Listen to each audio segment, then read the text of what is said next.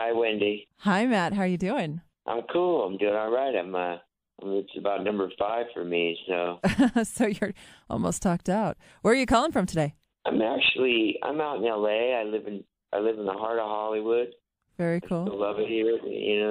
Lots of stuff going on. I keep busy, so it's cool. Nice, nice. Well, first of all, congratulations on the Rock and Roll Hall of Fame induction. That is pretty damn awesome. Thanks. It's a feather in the cap, if you will. Yeah, very cool. Did you ever aspire to anything like that, or is it just one of those things that's cool, but wow? I just aspired to being in a rock and roll band, and boy, I got my wish. Yeah, no doubt. I remember there was a time where, before I joined the cult, when I played in a lot of bands and I'd done a lot of stuff. And I'm like, man, I kind of came up as a session musician. Uh-huh.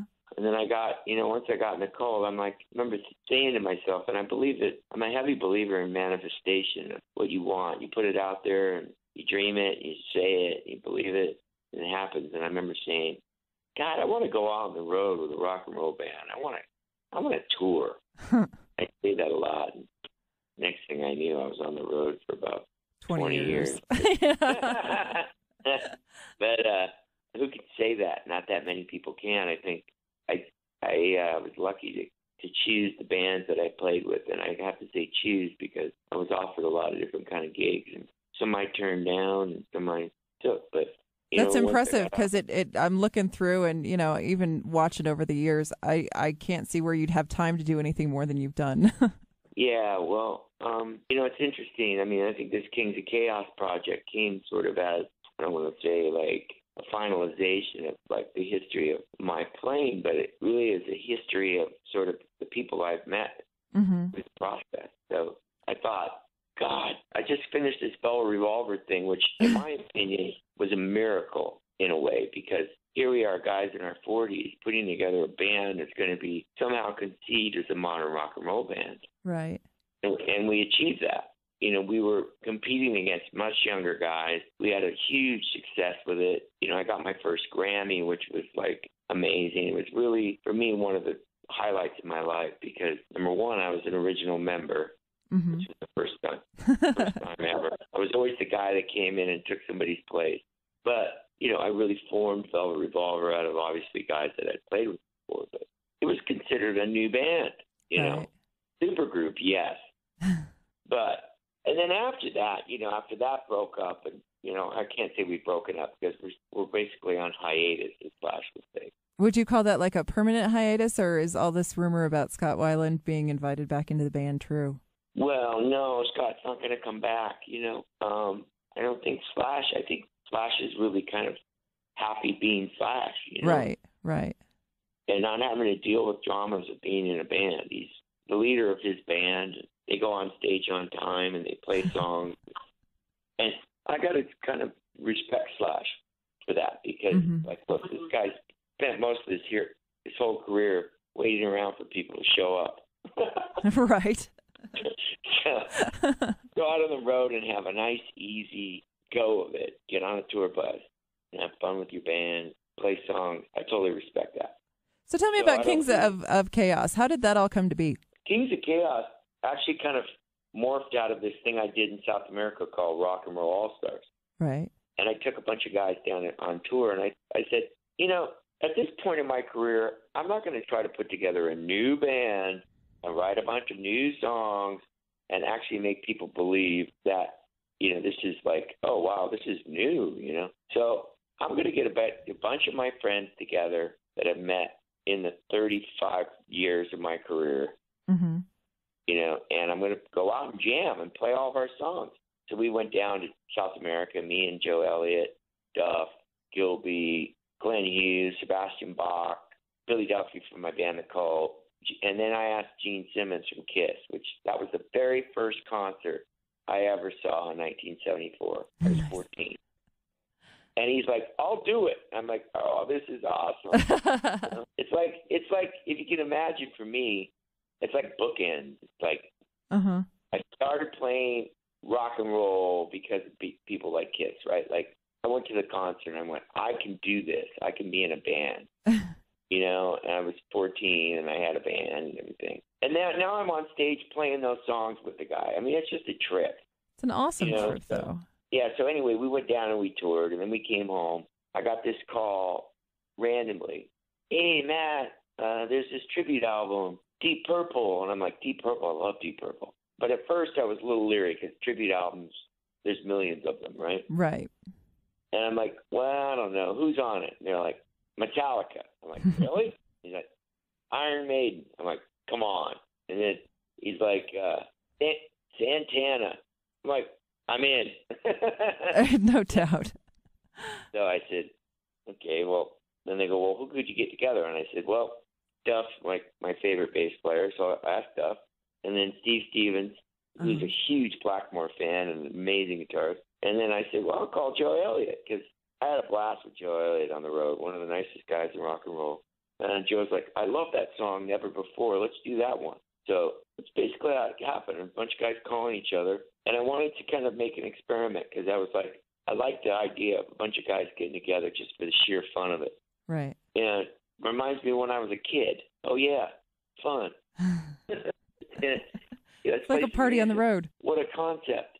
So we recorded the song, and I'm like, I want to call it a real band name. Like, came up with this name, Kings of Chaos. And if you read Duff McKagan's book, me and Duff had a band called Neurotic Outsiders. We did one album in 1996 with Steve Jones and the Sex Pistols. Right. John Taylor on bass. And me and Duff wanted to call that band Kings of Chaos. And John goes, let's call it Neurotic Outsiders. So we went with Neurotic Outsiders. So that name, Kings of Chaos, was kind of laying around. And I'm like, oh, I like that, Kings of Chaos. That kind of says it. And especially for me and Duff. Right. but so that's what we went with. And I went out and trademarked the name. And it's officially a band, really. And we're gonna do some EPs, and we're gonna change up the singers. What we're gonna do is we're gonna keep the same rhythm section, but we're gonna have different singers come in. So we'll do a bit of It's kind of like your life story, though, isn't it? Well, yeah. But then when we go on the road, we're gonna take all those singers. So we're gonna go on the road and take 4 or 5 singers. It'll be more like an older review, like they used to do this in the 50s, right? They'd have one rhythm section, like Buddy Holly and the Big Bopper and all those dudes, and they would come out and they would sing in front of the same band. And Ringo Starr is doing it too. He's doing a thing. So I'm like, I'm going to do kind of like Ringo, but I'm going to go out on the road, play with all my friends. We're going to play a bunch of great songs, and the fans will dig it because it's all like songs they know. Right. So you guys are going to go on the road with the tunes that each of you have put together in your own bands, basically. Yeah, we'll play the catalogs. Nice. Joe Elliott. And we'll let each one of those guys do another song that they love, like a cover, which we'll start to put out on these EPs. Like Joe loves to sing Tie Your Mother Down. He loves singing he loves Mott the Hoople. Glenn likes to sing you remember a band called Humble Pie? Yeah, a little bit, yeah. Humble Pie or we're going to dig up some cool old classic rockers and give them back to the public. It's like, where they go, oh, my God, that's an amazing song. Like, a lot of kids never knew that Knocking on Heaven's Door wasn't a Guns N' Roses song. I'm like, right. No, that's Bob Dylan.